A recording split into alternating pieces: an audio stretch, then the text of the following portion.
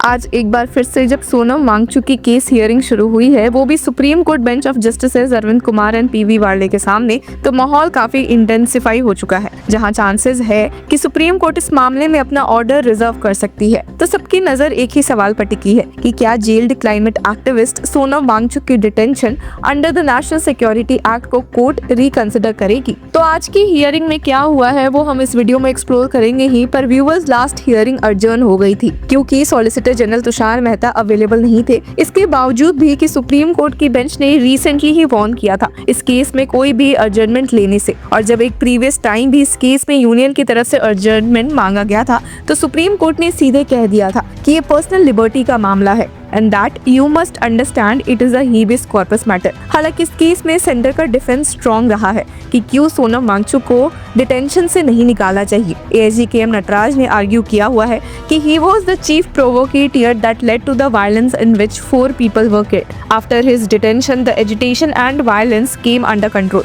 Hence, it was proved that the detention order was a perfect order which was justified in the situation। हालांकि इस narrative को challenge करते हुए गीतांजलि आंगमो ने social media पर react किया था। स्ट्रॉन्ग स्टेटमेंट ट्वीट करते हुए कहा कि fear is not peace. Argue किया कि डिटेंशन के बाद जो पीस क्लेम किया जा रहा है वो एक्चुअली कर्फ्यू, इंटरनेट ब्लैकआउट और मास अरेस्ट का रिजल्ट है। उन्होंने मेंशन किया 100+ youth jailed, prolonged internet shutdown और सीआरपीएफ फायरिंग में 4 यंग मेन की डेथ। उनका कंपैरिजन पावरफुल था, graveyard silence versus temple peace. मतलब अगर लोग डरते हुए चुप है तो क्या वो पीस है या suppression.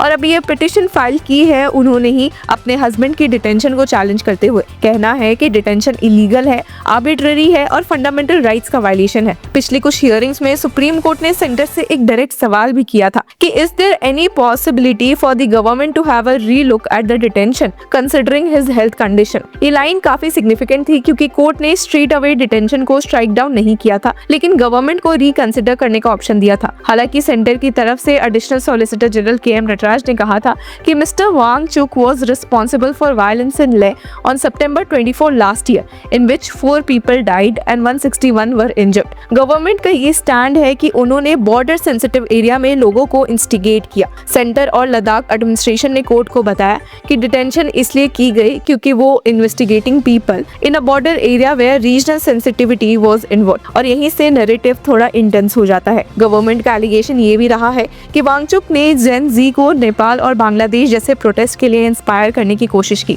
Solicitor general Tushar Mehta ने पहले हियरिंग्स में कहा था कि एक्टिविस्ट ने even refer to an Arab spring like agitation. Arab spring का रेफरेंस देना एक सीरियस पॉलिटिकल चार्ज है क्योंकि वो मूवमेंट मल्टीपल अरब गवर्नमेंट्स को ओवरथ्रो करने का रीजन बना था। अब गवर्नमेंट का आर्ग्यूमेंट क्लियर है कि अगर ऐसे सेंसिटिव बॉर्डर रीजन में इस तरह के कॉल्स दिए जाते हैं तो नेशनल सिक्योरिटी पर असर पड़ सकता है। लेकिन दूसरी तरफ डिफेंस का वर्जन इक्वली स्ट्रॉन्ग रहा है। सीनियर एडवोकेट कपिल सिब्बल जो मिस आंगमो की तरफ से अपीयर हो रहे हैं, उन्होंने कहा कि पुलिस ने बोरोड मटेरियल और सिलेक्टिव वीडियोस पर रिलाई किया है। उनका आर्ग्यूमेंट था कि डिटेनिंग अथॉरिटी को मिसलीड किया गया है, यानी जो एविडेंस दिखाए गए वो कंटेक्स्ट से हटकर सिलेक्टिवली प्रेजेंट किए गए थे। यहाँ से एक और इंटरेस्टिंग डेवलपमेंट हुआ था जब सुप्रीम कोर्ट ने गवर्नमेंट से पूछा कि did Sonam Wangchuk see the videos cited as proof for detention under NSA.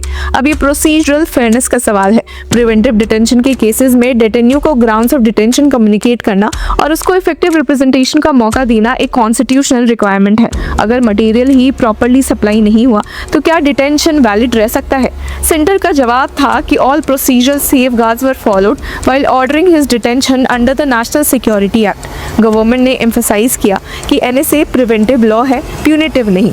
इसका मकसद किसी को पनिशमेंट देना नहीं है बल्कि to prevent them from acting in a manner prejudicial to the defence of India. Maximum detention period 12 months का होता है, लेकिन अर्लियर रिवोक भी किया जा सकता है।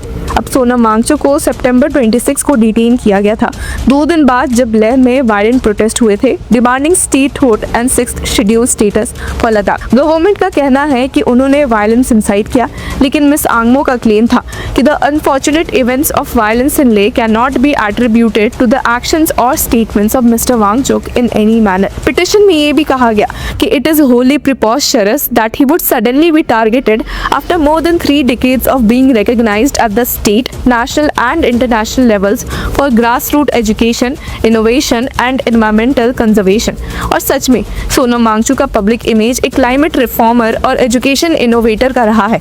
डिफेंस का ये आर्ग्यूमेंट इमोशनल भी है और लीगल भी कि क्या एक एक्टिविस्ट जो डिकेड से पीसफुल एडवोकेसी करता आया हो सडनली नेशनल सिक्योरिटी थ्रेट बन सकता है। अब यहाँ लीगल बैटलफील्ड दो मेजर प्रिंसिपल्स के बीच खड़ा है।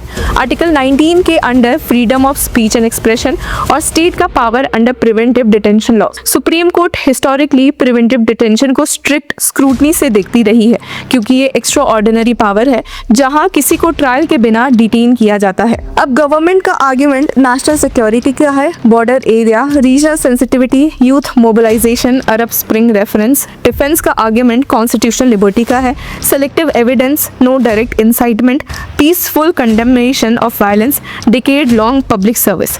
पिछली हियरिंग्स में जब बेंच ने रीलुक एट डिटेंशन का सजेशन भी दिया था तो एक होप जनरेट हुई थी कि शायद गवर्नमेंट ह्यूमैनिटेरियन ग्राउंड्स पर रिकंसिडर करेगी, स्पेशली हेल्थ कंडीशंस को देखते हुए। लेकिन सेंटर ने क्लियर कर दिया था कि can not release Sonam Wangchuk on health grounds.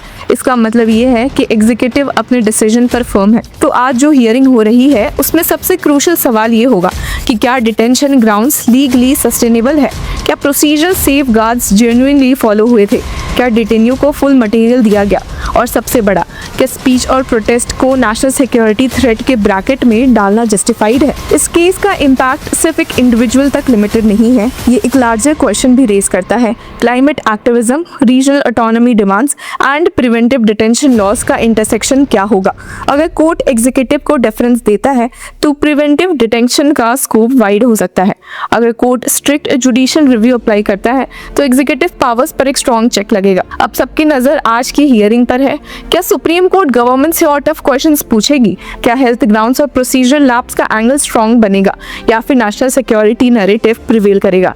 एक तरफ एक एक्टिविस्ट जो अपने आप को डेमोक्रेटिक प्रोटेस्ट का सपोर्टर बताते हैं, दूसरी तरफ स्टेट जो कहता है कि he instigated people in a border sensitive region. अब कोर्ट को डिसाइड करना है कि डिसेंट और डेंजर के बीच की लाइन कहाँ ड्रॉ होगी। और जब तक फाइनल ऑर्डर नहीं आता, ये केस एक रिमाइंडर है कि डेमोक्रेसी में डिसेंट की स्पेस और नेशनल सिक्योरिटी की बाउंड्री हमेशा एक डेलिकेट टाइट रोप वॉक होती है। तो आज की हियरिंग शायद उस टाइट रोप पर एक और क्रूशियल स्टेप हो सकती है। तो व्यूअर्स, इस मुद्दे पर आपकी क्या राय है? Do let us know in the comment section. Until then keep following law चक्र।